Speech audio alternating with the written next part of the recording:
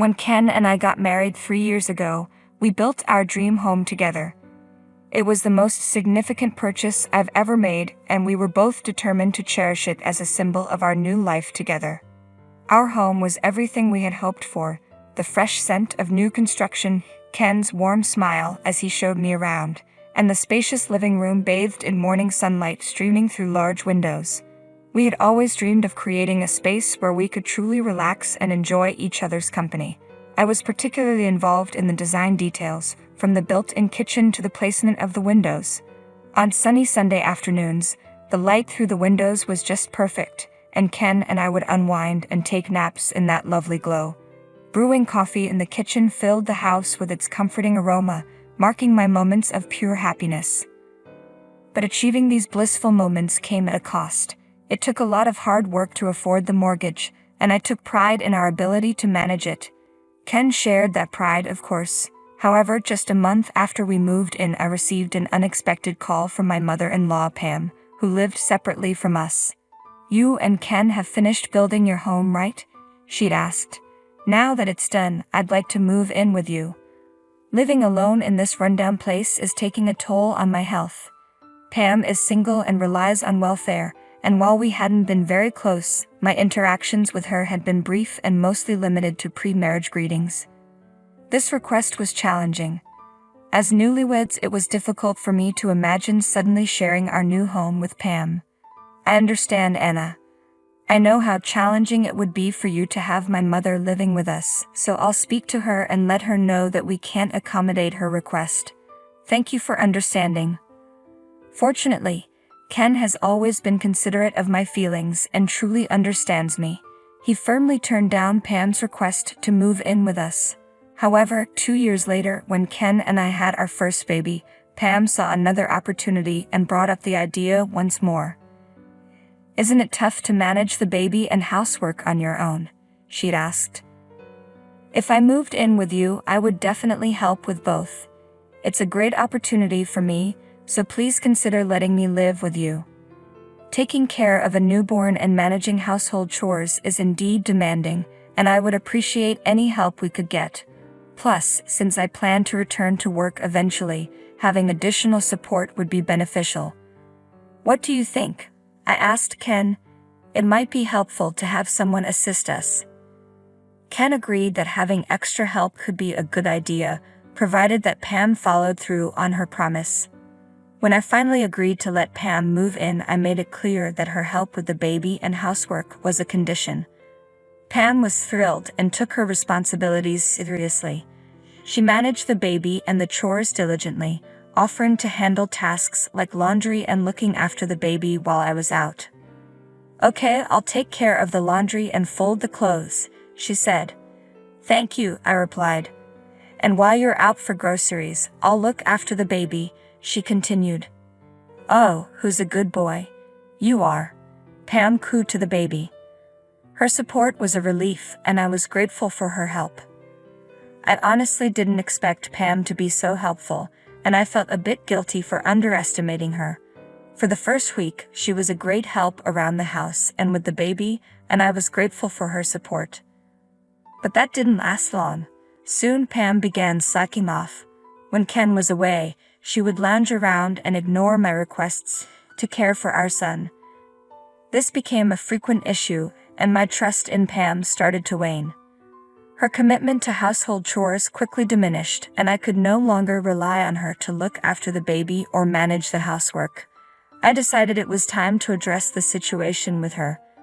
Despite Ken's multiple attempts to talk to her, she dismissed his concerns. "You know I'm doing my best too," I told him, feeling the weight of the situation. "Anna is just being too strict. But we need her to help us properly.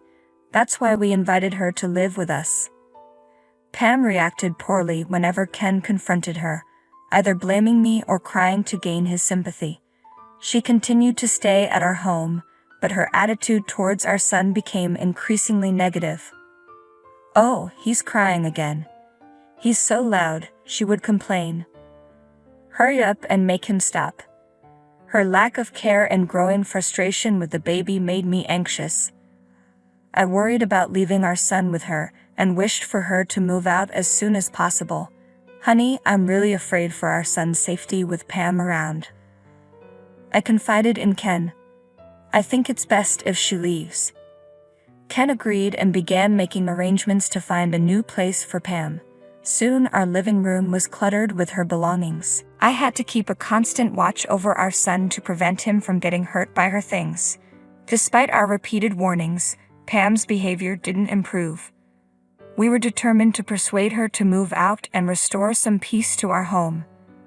I was in a panic when I realized that our son was missing from his room where he was supposed to be sleeping. Frantically searching, I found Pam outside with him.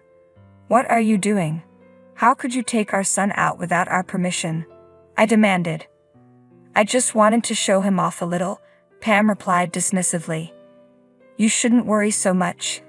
If I took him out like this, people might talk, but it's not a big deal. And stop shouting at me."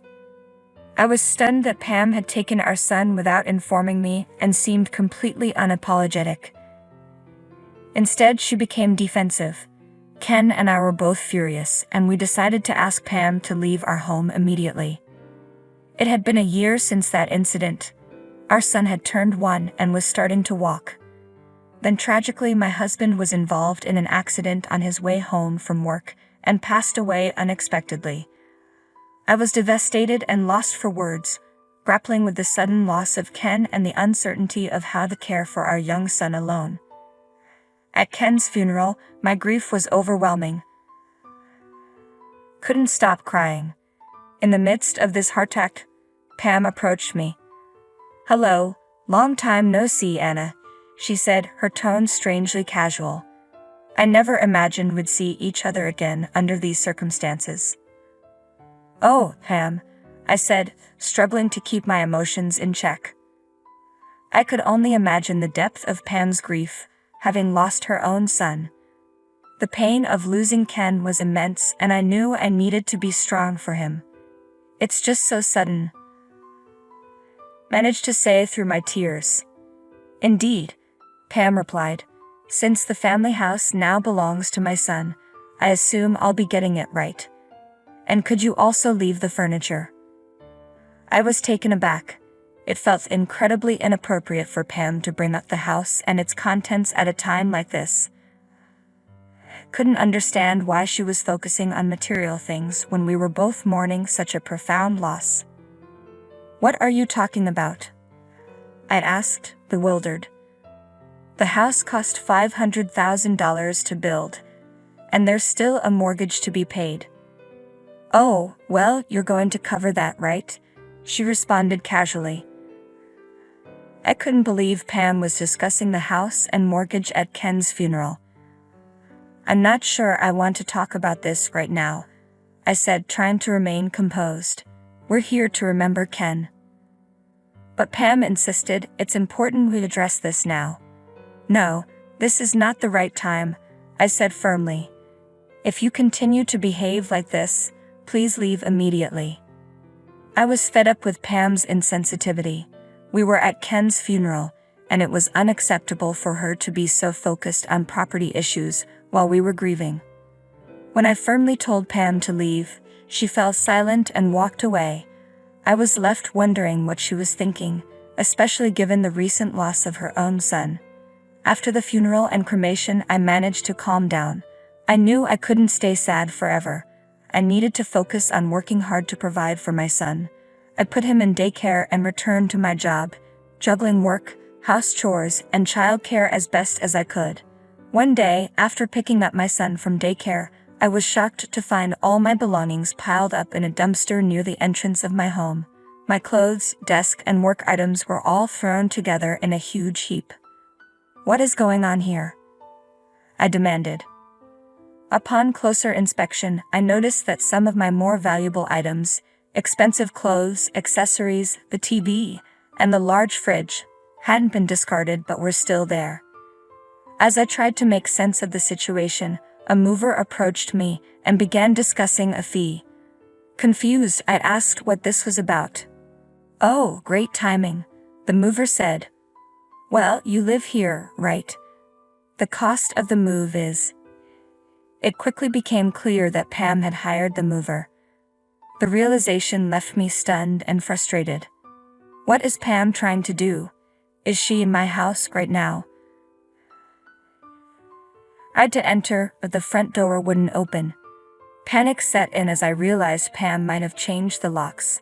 Had she somehow gotten hold of my house key while I was preoccupied with Ken's funeral? Immediately called Pam. What is the meaning of this, Pam? How dare you come into my house without permission and throw out my belongings without asking me first? There's nothing wrong with taking my son's things. You're no longer part of the family, so get out. What are you talking about? Ken is gone, but you have no right to act this way. Get out before I report you for trespassing. Pam abruptly hung up the phone. I was infuriated by her selfishness and knew I had to find a way to reclaim my house.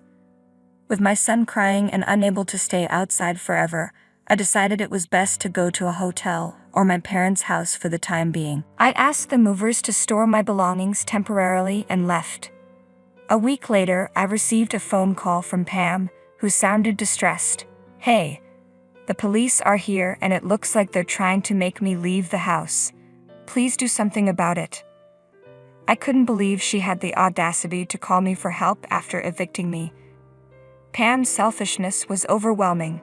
I'm sorry, but I'm not your family anymore, I replied. We've gone through a post-mortem divorce settlement. I can't assist you. Pam's behavior was appalling, and I was determined to sort things out and get my house back. What do you mean by post-mortem divorce? Pam asked, puzzled. It's a legal procedure to sever ties with the relatives of my deceased husband, I explained. Since I'm still legally Ken's spouse, I inherit the house. I've cut ties with you, so you have no right to live here or expect any support from me. What? You know I have nothing, and yet you're kicking me out? Pam protested. Yes, I am, I replied firmly. Since we're no longer family, I have no obligation to you. Pam sounded outraged. But I took care of the baby. How can you be so ungrateful and cold? It was clear that Pam didn't understand, or didn't want to acknowledge, how wrong her actions were. Her anger only confirmed my decision. If that's how you feel, I said, you can stay if you want, but you'll need to pay the mortgage in one lump sum. What? You want me to pay the mortgage in full? Pam was incredulous. You don't need to pay the mortgage that's already been covered up to now. You're only responsible for the remaining amount. But be warned, it's a significant sum. Pam was taken aback. How could I possibly pay for a house that's only been built for 3 years in one installment? Well, if you can't manage it, then the house is mine, and you, as someone who is no longer part of the family, will be reported for breaking and entering. I ended the call, feeling resolved. I knew I didn't need to explain to Pam that the mortgage was covered by insurance after Ken's passing. A few days later, when I finally managed to get back into the house, I found it in disarray. Furniture was damaged and my clothes were in a mess. I took photos and documented everything, noting the costs and the circumstances under which Pam had evicted me. Even though filing a claim might not result in a payout, having this evidence could be useful if Pam caused further trouble. Later, Pam contacted me, demanding a $1,000 fine for trespassing. Of course, I had no intention of paying her. I ignored Pam's request. How could she not see that I was the victim in all of this? There was no way I would pay her any money. 3 years later, Pam's inability to pay her fines led to her being found guilty of malicious actions, resulting in a 3-year prison sentence. Once her sentence was served, Pam reached out to me. Please, I'm in serious trouble. I have nowhere to go and don't know what to do, she pleaded. She seemed to be using a payphone as her calls were frequently cut off, likely due to lack of funds. It was clear that she was reaching out to anyone she could, desperately seeking help. The apartment my husband had rented for her was long gone, and the family home Ken and I built had been sold, as I had feared Pam might return. I felt a sense of justice in knowing that Pam's situation was a direct consequence of her own actions. Pam, this is what you deserve. I have no obligation to help you, and I want you to stop bothering me. Live your life on your own, I told her firmly before ending the call. With that, I closed the chapter on Pam to determine to focus on raising my son to be strong and independent. I placed my hand on Ken's photo, holding it close with my son by my side. Thank you for watching until the end. Please subscribe to our channel, and we hope to see you in our next video.